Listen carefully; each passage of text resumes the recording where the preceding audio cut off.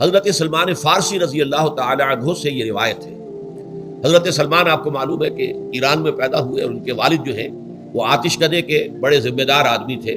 لیکن ان کو نفرت پیدا ہوئی کہ یہ آگ ہم خود جلاتے ہیں، ایندھن اس میں نہ ڈالیں تو بجھ جاتی ہے، ہم کیسے اس کے سامنے ہاتھ جوڑ کر کھڑے ہو جائیں، اس سے دعائیں مانگیں۔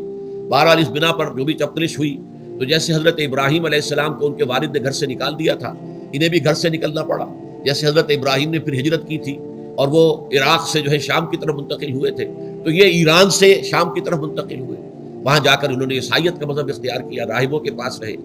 آخری راہب جس کے پاس تھے زیر تربیت و تعلیم تھے، تو جب اس کے انتقال کا وقت آیا تو انہوں نے کہا کہ مجھے تو ابھی تشفی نہیں ہوئی پورے طور سے، آپ نے بہت کچھ سکھایا ہے، بہت کچھ سمجھایا ہے اور میں نے آپ سے بہت کچھ فیض حاصل کیا ہے، لیکن ابھی تو مجھے تشفی نہیں ہوئی، اب آپ کا انتقال ہو رہا ہے، میں آپ کے بعد کس کے پاس جاؤں؟ تب انہوں نے کہا کہ میرا علم مجھے بتاتا ہے کہ نبی آخر الزمان کا ظہور اب قریب ہے اور وہ جنوب میں کھجوروں کی سرزمین میں ہوگا، تو تم جاؤ، ٹرائی یور لک، جاؤ دیکھو شاید قسمت تمہیں ان کے قدموں میں پہنچا دے۔ وہ وہاں سے روانہ ہوئے ایک قافلے کے ساتھ، قافلے پر ڈاکوؤں نے حملہ کیا، انہیں پکڑ کر غلام بنا لیا، غلام بنا کر بیچ دیا، لیکن یہ دیکھیے قسمت ان کی کہ مدینے کے یہودی نے خرید لیا، اب مدینے پہنچ گئے۔ اب وہاں خبریں انہیں مل رہی ہیں کہ مکے میں کسی صاحب نے دعویٰ کیا ہے نبوت کا، لیکن ان کے پاؤں میں تو غلامی کی بیڑیاں، یہ مکے تو نہیں جا سکتے۔ تو میں کہا کرتا ہوں کہ یہ اس شخص کی قسمت ہے کہ جیسے ہم کہتے ہیں کہ پیاسا کنویں کے پاس جایا کرتا ہے، کنواں تو پیاسے کے پاس نہیں آتا،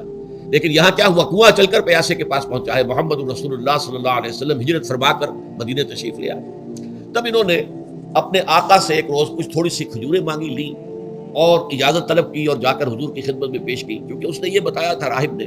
کہ وہ ہدیہ تو قبول کر لیں گے، صدقات قبول نہیں کریں گے، صدقہ قبول نہیں کریں گے۔ تو اسی امتحان کے لیے جا کر حضور کی خدمت میں وہ کھجوریں پیش کی۔ حضور نے پوچھا کیا ہے، عرض کیا صدقہ، فرمایا نہیں میں صدقہ قبول نہیں کرتا، یہ غربا کا حق ہے، دے دو، تقسیم کرو۔